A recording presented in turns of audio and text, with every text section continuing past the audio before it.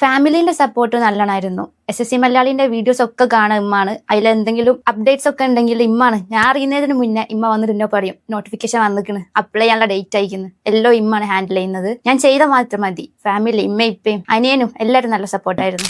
എൻ്റെ പേര് നെഹല. എൻ്റെ വീട് Vellimadukunnu. SSC Malayali tier 2 online batch ആണ് പഠിച്ചത്. ടയർ 1 ക്ലിയർ ആയതിനു ശേഷം SSC മലയാളിന്റെ ടെലിഗ്രാം ഗ്രൂപ്പിൽ ചേർന്നു. ടയർ 2ന്റെ സ്കോളർഷിപ്പ് ടെസ്റ്റ് ക്ലിയർ ആയിട്ട് SSC മലയാളി ജോയിൻ ചെയ്തു. ഇവിടുത്തെ ഡെയിലി ടയർ 2 അടുപ്പിച്ച് വരുന്ന പവർ ഹൗസിലെ മാത്സും റീസണിങ്ങും ഇംഗ്ലീഷൊക്കെ നല്ല ഹെൽപ്ഫുൾ ആയിരുന്നു. ഇംഗ്ലീഷിൽ ഞാൻ വേറെ എവിടെയും മലയാളത്തിൽ ഇങ്ങനൊന്നും കണ്ടിട്ടില്ല. സൈറ്റിൽ എന്ത് വരുമ്പോഴും SSC മലയാളിന്റെ ചാനലിൽ അതിൽ ഞാൻ അറിയുന്നതിന് മുന്നേ നോട്ടിഫിക്കേഷൻ ആയിട്ട് ടെലിഗ്രാം ഗ്രൂപ്പിൽ വരുമായിരുന്നു. അതായിരുന്നു ഏറ്റവും ഇൻട്രസ്റ്റ് ആയത്. ഇവിടുത്തെ മോക്സ് നല്ലോണം ഹെൽപ്ഫുൾ ആയിട്ടുണ്ട്.